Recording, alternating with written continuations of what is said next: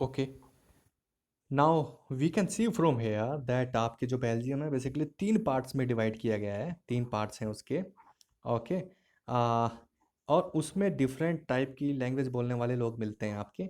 जो आपकी पूरी कंट्री की बात करें तो आपका जो फ्लेमिश रीजन है ना, उसमें जो आपके डच स्पीकर्स हैं वो मेजोरिटी में 59% लोग मिलते हैं जो आपके डच स्पीकिंग है। उसके बाद फ्रेंच बोलने वाले मिलते हैं वेलोनिया के अंदर बहुत ज़्यादा है, क्योंकि 40% है, और जर्मन पर स्पीकिंग पीपल हैं 1%।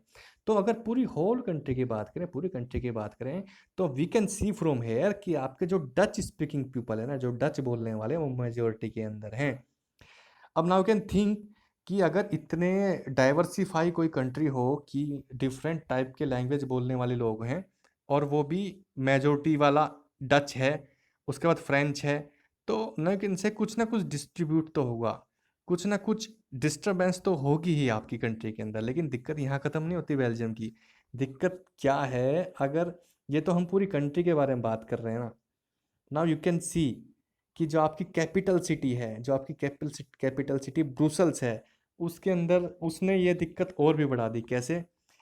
पूरी कंट्री में तो आपके फ्रेंच स्पीकर जो थे वो माइनॉरिटी के अंदर थे, लेकिन now you can see from here 80% of people in capital city are speaking French. इसका मतलब आपके पूरी कंट्री के अंदर तो जो फ्रेंच स्पीकर्स हैं वो माइनॉरिटी के अंदर है, लेकिन कैपिटल सिटी ब्रुसल्स के अंदर वो मेजोरिटी के अंदर है। मतलब कैपिटल सिटी में फ्रेंच बोलने वाले लोग मेजोरिटी में मिलते हैं। तो नाउ यू कैन थिंक कि बेल्जियम की जो इथेनिक डिस्ट्रीब्यूशन प्रॉब्लम है वो कितनी डाइवर्सिफाई है, कितनी कॉम्प्लेक्स है। और जब इतनी कॉम्प्लेक्स कोई सिचुएशन होती है तो कंट्री की जो स्टेबिलिटी है, जो पावर है, वो कहीं ना कहीं लूज हो जाती है। इतने सारे डाइवर्सिफाइड लोगों को कंट्रोल करना भी इजी नहीं होता।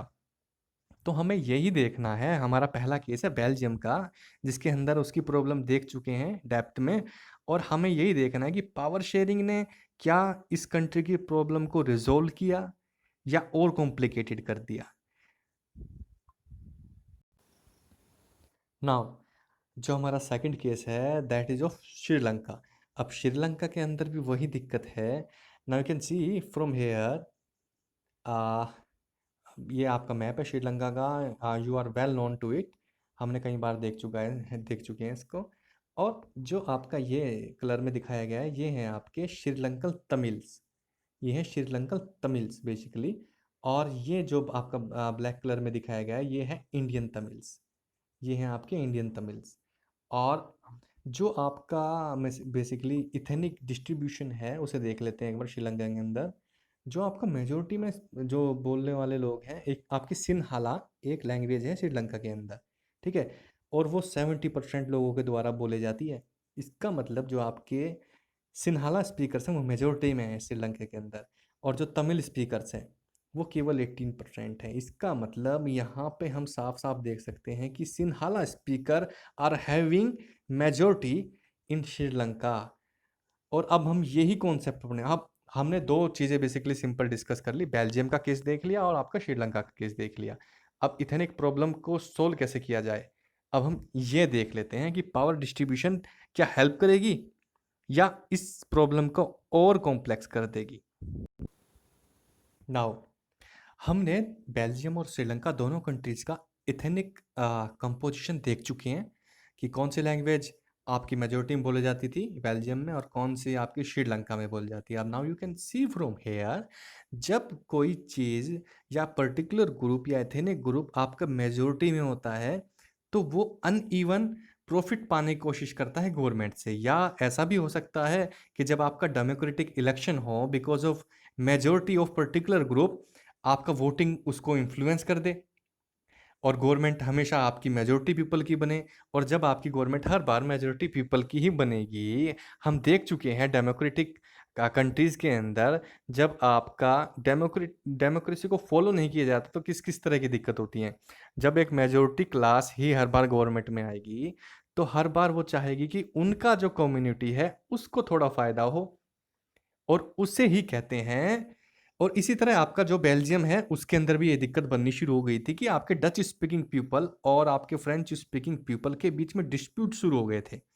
उसी तरह आपके सिन्हाला स्पीकर्स और आपके तमिल स्पीकर जो कि श्रीलंका की बात करें, उनमें डिस्प्यूट शुरू हो गए थे और इवन सिविल वार तक होनी शुरू हो गई थी श्रीलंका के अंदर। तो एक मेजोरिटी क्लास जब अपना ही कम्युनिटी के बारे में सोचती है या उन्हें अनइवन या अनड्यू प्रॉफिट देने की कोशिश करती है, उसे ही बोलते हैं आप मेजोरिटेरियनिज्म। इस वर्ड को थोड़ा ध्यान से देख लेना आप। मेजोरिटेरियनिज्म बेसिकली हम यही एक्सप्लेन करेंगे इसमें कि मेजोरिटेरियनिज्म बेसिकली है क्या। A believe that the majority community should be able to rule a country, ठीक है, मेजोरिटी में है तो उनको रूल करना चाहिए, ये वाला belief. Whichever ways it want, किसी भी तरह जिस तरह भी चाहे, by disregarding the wishes and needs of the minority. वही है, आप माइनॉरिटी की विशेस को बॉयकॉट करके केवल मेजोरिटी जो क्लास है उसके बारे में सोचें, यही मेजोरिटेरियनिज्म है।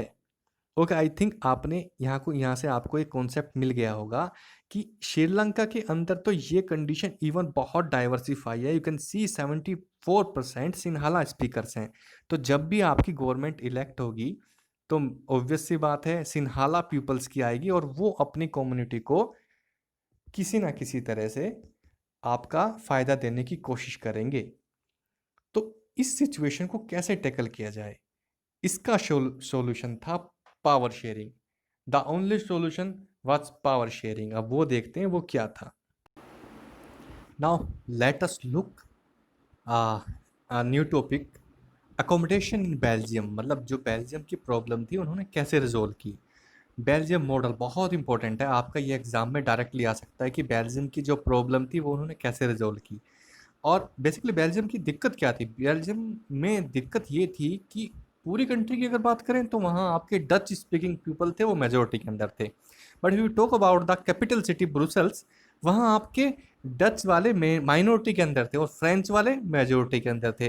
तो ये जो वाइस वर्सा सिचुएशन है ना, इसने पूरी कंट्री का जो स्टेबिलिटी है उसे बहुत ही मतलब वीक कर दिया और ये प्रॉब्लम इतनी कॉम्प्लेक्स बन गई कि इसका सॉल्यूशन करना और ही मुश्किल है। चलो अच्छी बात है, अगर केवल पूरी कंट्री के अंदर अगर आप देखते कि मेजोरिटी स्पीकिंग पीपल अगर फॉर एग्जांपल डच ही हैं पूरी कंट्री के अंदर तो बहुत इजी था, हम उसको इजी कर देते। लेकिन कैपिटल सिटी के अंदर वो चीज़ उल्टी है, आपके फ्रेंच स्पीकिंग पीपल ज़्यादा हैं कैपिटल सिटी के अंदर। ओके, तो इस सिचुएशन को बेल्जियम ने कैसे सोल्व किया यही देखते हैं। उन्होंने कॉन्सेप्ट यूज़ किया पावर शेयरिंग। पावर शेयरिंग से उन्होंने पावर डिवाइड कर दी डिफरेंट ऑर्गन्स के अंदर। ओके, पहला देखते हैं उन्होंने क्या किया। बेसिकली उन्होंने 4 पार्ट्स में आपकी कंट्री का जो लेआउट था वो डिवाइड कर दिया। दैट इज, उन्होंने क्या किया, आपका central government, state government, capital city Brussels, इसके लिए उन्हें एक अलग से ही गवर्नमेंट बना दी। और फिर आपकी कम्युनिटी गवर्नमेंट, कम्युनिटी गवर्नमेंट अलग से बाद में देखते हैं। पहले हम देखते हैं आपका बेसिकली 3 पार्ट्स उन्होंने बेल्जियम ने किया आपकी पूरी कंट्री को 3 पार्ट्स में डिवाइड किया। मतलब पार्ट्स को डिवाइड नहीं किया, पावर को 3 पार्ट्स में डिवाइड किया। एक तो उन्होंने सेंट्रल गवर्नमेंट यानी यूनियन गवर्नमेंट हम कह सकते हैं, दूसरा स्टेट गवर्नमेंट, और तीसरा जो उन्होंने पॉलिटिकल सिस्टम बनाया वो कैपिटल सिटी ब्रुसेल्स के लिए अलग से बनाया। ओके, आई थिंक आपको ये विजिबल होगा, थोड़ा सा छोटा छोटा लिखा गया है, इसको थोड़ा सा आप अटेंशन दें यहाँ पे। उन्होंने क्या किया, आपका जो कंट्री को 3 ऑर्गन्स के अंदर डिवाइड कर दिया। That is your central government, state government, और कैपिटल सिटी ब्रुसेल्स के लिए अलग से एक पॉलिटिकल सिस्टम बना दिया। हम ये देखते हैं उन्होंने किया। सेंट्रल गवर्नमेंट के लिए उन्होंने क्या किया, Constitution prescribes that the number of Dutch and French speaking ministers shall be equal in central government. Central government के जो इलेक्शन होंगे, जो आपकी गवर्नमेंट बनेगी सेंट्रल की, उसमें जो आपके डच स्पीकिंग पीपल होंगे और फ्रेंच स्पीकिंग मिनिस्टर्स होंगे वो इक्वल होंगे।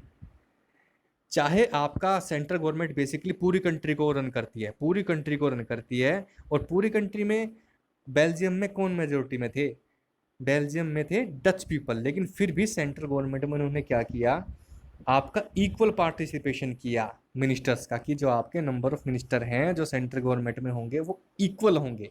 तो यहाँ जो अपॉर्चुनिटी दी उन्होंने वो डच स्पीकिंग पीपल और फ्रेंच स्पीकिंग पीपल को इक्वल कर दिया एक तरह से।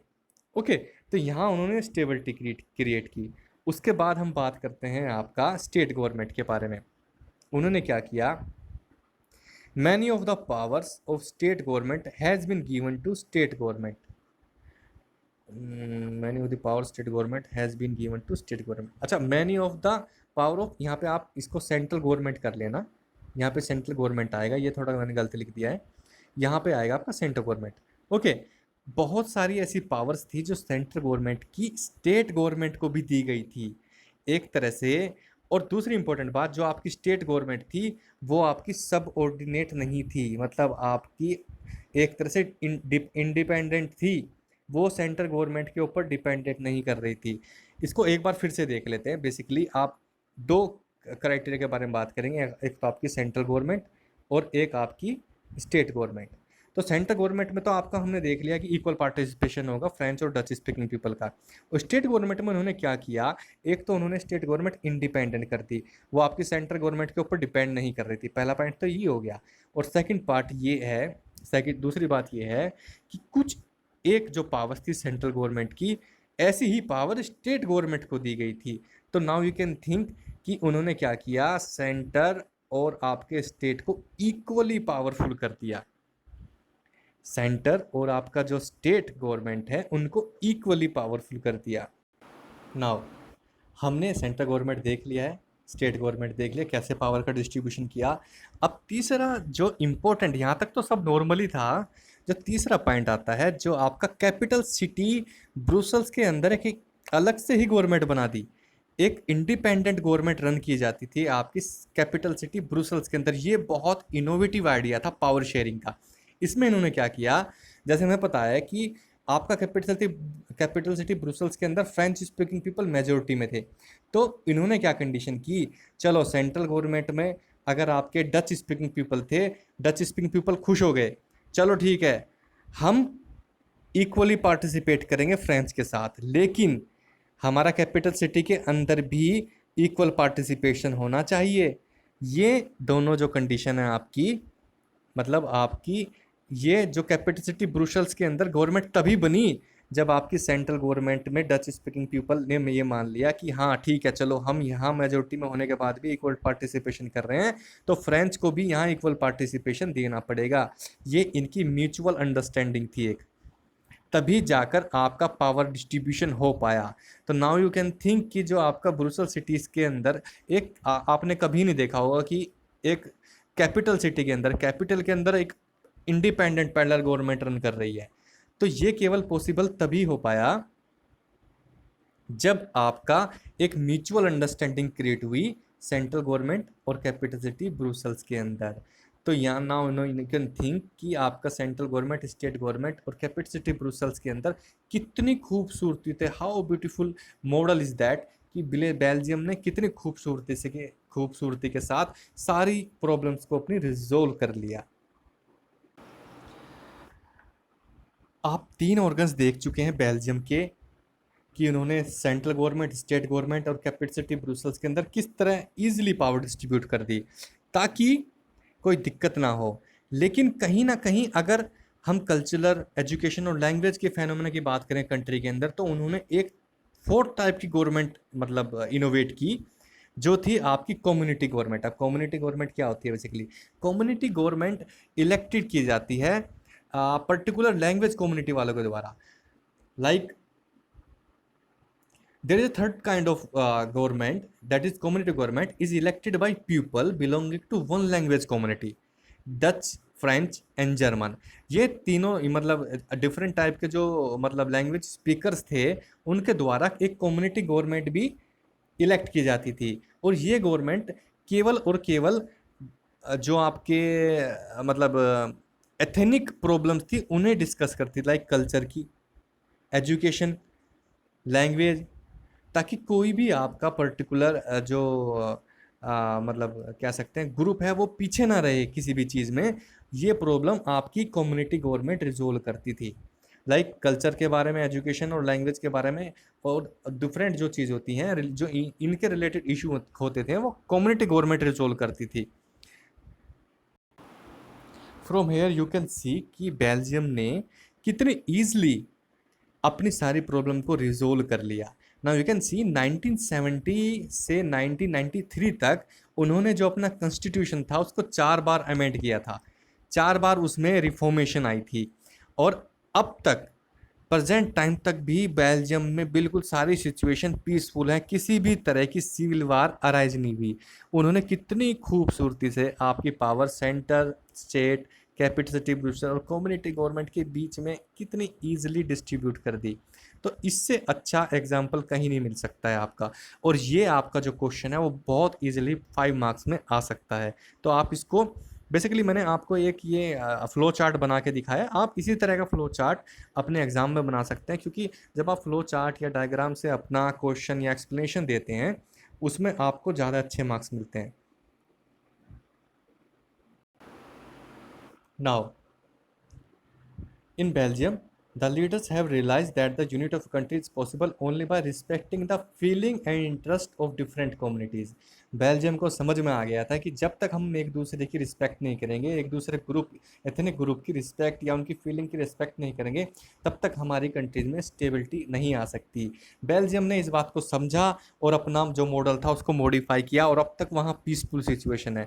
But we talk about Sri Lankan, उन्होंने वो ही बात दोहराई कि जो मेजॉरिटी है उसी कम्युनिटी को रूल करने का हक है, उसे अपने अकॉर्डिंग अपने रूल्स बनाने की ज़रूरत है। माइनॉरिटी का कुछ होता रहे, मेजॉरिटी वाली कम्युनिटी को कुछ लेना देना ही नहीं, बस उसे अपनी गवर्नमेंट रन करनी थी।